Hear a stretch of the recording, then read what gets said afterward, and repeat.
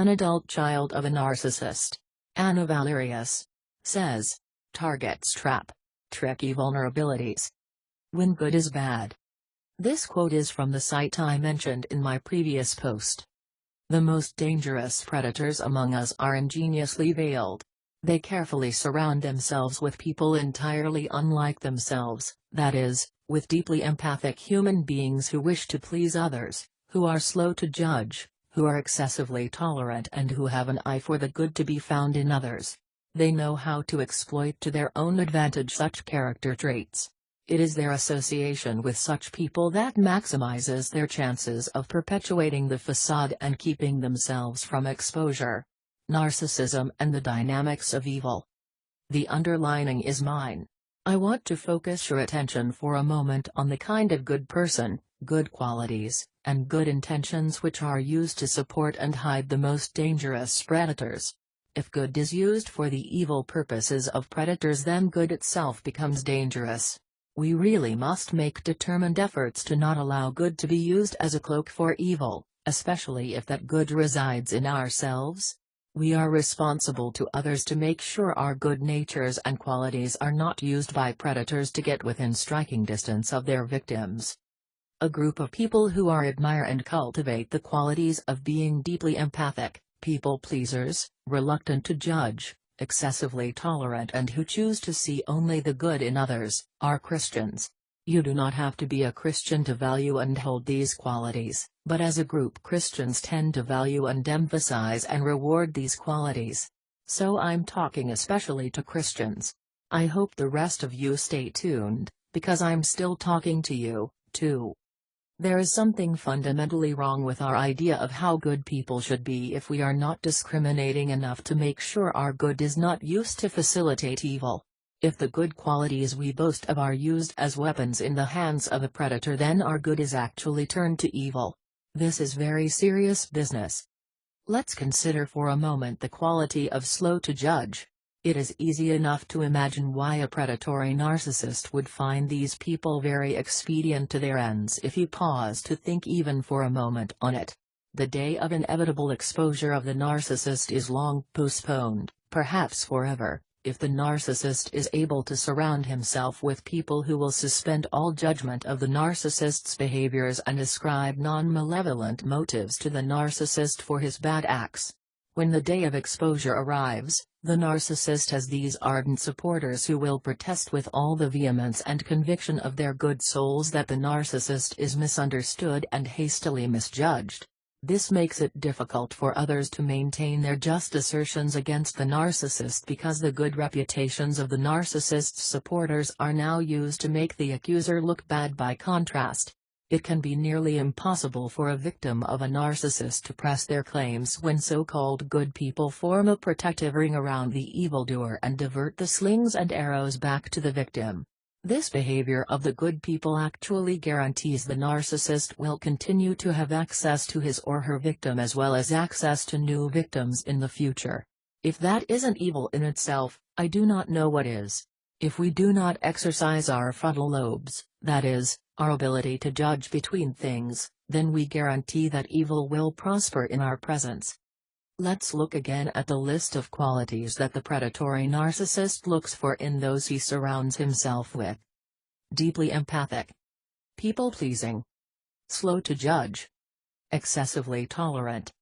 Belief in the basic good of others. When we bestow these graces upon evil people, we can safely state that these qualities become evil themselves.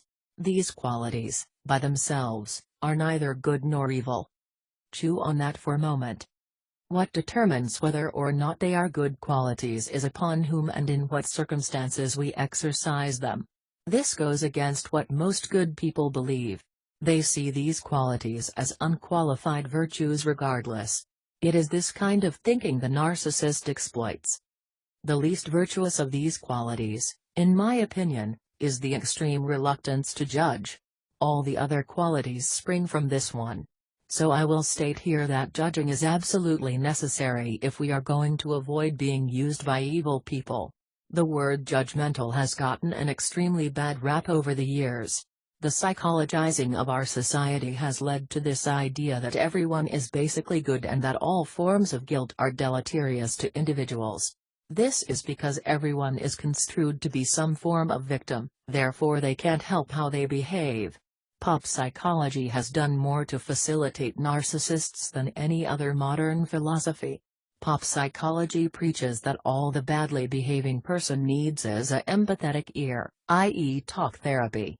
Pop psychology relies on an extreme reluctance to judge any kind of behavior. It preaches that we must all be excessively tolerant of others, and underlying all of its dogma is the fundamental belief in the basic good of humanity.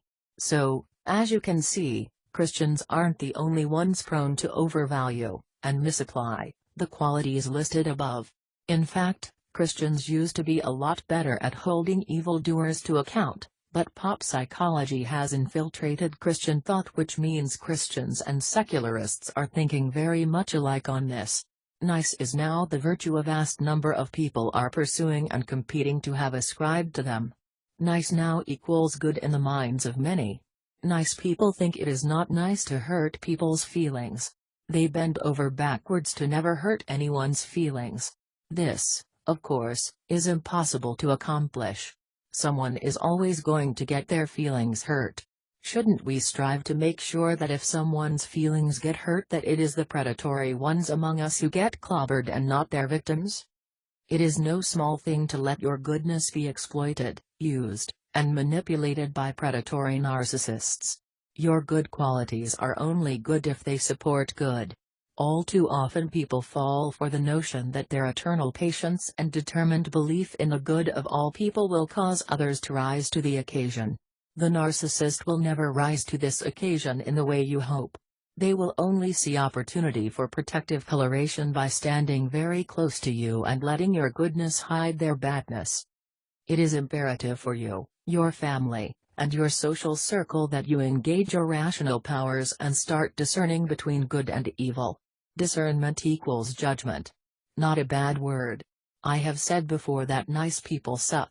In this context, of how nice people often let themselves be used by evil people, I am speaking. There is a time for everything.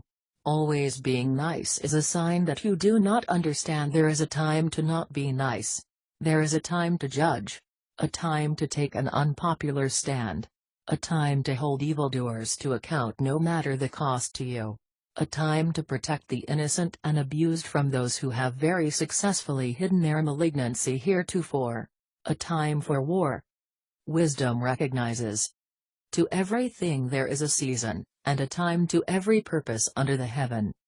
A time to be born, and a time to die, a time to plant, and a time to pluck up that which is planted. A time to kill, and a time to heal, a time to break down, and a time to build up. A time to weep, and a time to laugh, a time to mourn, and a time to dance.